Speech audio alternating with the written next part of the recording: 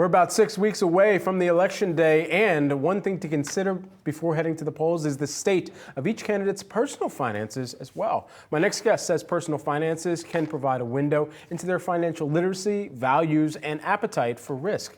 Here with me now, we've got Megan Gorman, who is the tax attorney, wealth manager, and author of All the President's Money, which comes out tomorrow, Tuesday. Great to have you here in studio with us. Oh my gosh, Brad, thank you for having me. Absolutely. Really Congratulations on the book as well here. Okay, so let's talk about this. Of the candidates' finances and how they're managing their own personal finances, we talk about. Where are you kind of giving the scores? Who's getting A grades, who's getting Bs, who's getting Cs, who's barely passing? Well, it depends on what you want out of your money, right? Sure. So money is emotion, and money connotes values. So when we look at the candidates that are out there today, what you really have to keep in mind is they're across a broad spectrum. We look at Tim Walz, right? He's all about stability. He has a pension, which makes sense. His father died when he was a teenager, right? On the other end of the spectrum, you have Donald Trump. Donald Trump is an example of generational wealth transfer. He is generation 2. His father was generation 1, his children are generation 3. His job is to get the money down to generation 4, his grandchildren. And so he takes on a lot more risk, and there's a lot of complexity with his finances. Now, he's also not very transparent, which can cause people to be concerned. So you've got them on either end of the spectrum, and then you have Vance and Harris in the middle. Okay. And Vance, started out poor, but he got a lot of the things I talk about in the book. He got the chance to get a great education. He went to Yale Law. At Yale Law, he makes connections that allow him to go out, write a book, get in venture capital, and then he does something that a lot of presidents did. He marries up. And he marries a woman who he even says is smarter than him and came from a wealthier background.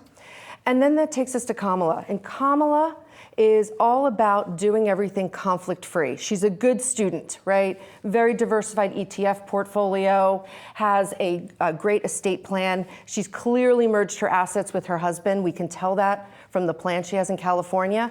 So she's much more slow and steady wealth building. Interesting. And so why should we care? Why should we care about candidates' personal finances here? I mean, why is this so important and something that people should think about as they're going to the polls? It tells us who they are. Like when they're out on the trail talking to reporters, they're giving you political sound bites, right? Yeah. But if you really think about it, when you carve into their tax returns, their estate planning, their portfolios, what you start to see is who they really truly are.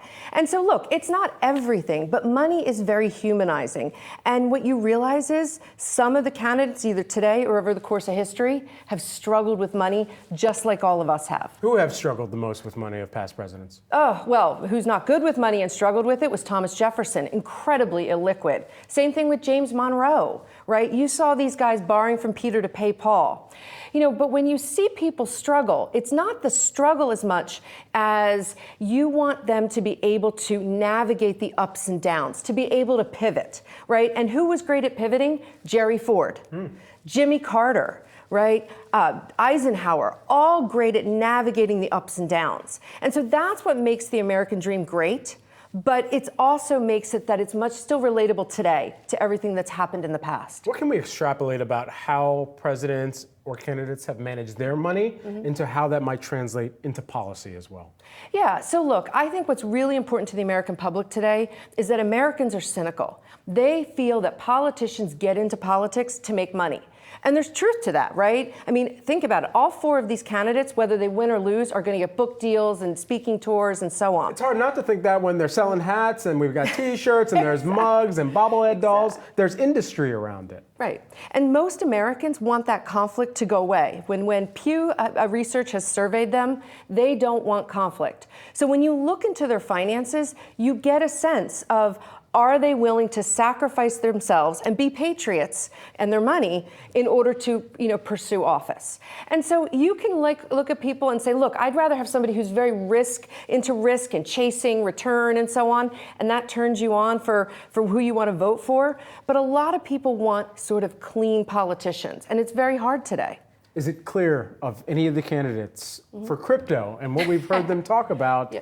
where they all line up and where we could see some type of major, at least shift or acknowledgement in the work that needs to be done there. Yeah, look, I mean, if across the board, crypto is going to be impacting the next presidency. Yeah. When we look at the actual candidates' finances, you're seeing Trump and Vance, who clearly have exposure to it.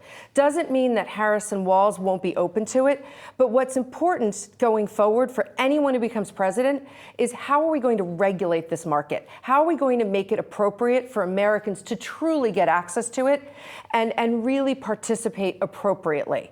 Because again, we don't want people taking on any unnecessary risk. Yeah, if only Jefferson had written the Bitcoin white paper and invented the internet back then, might have been in a different financial strait. Exactly. Megan, thanks so much for taking Thanks the for time having me on. today. Megan Gorman, who's the author of All the President's Money, available tomorrow.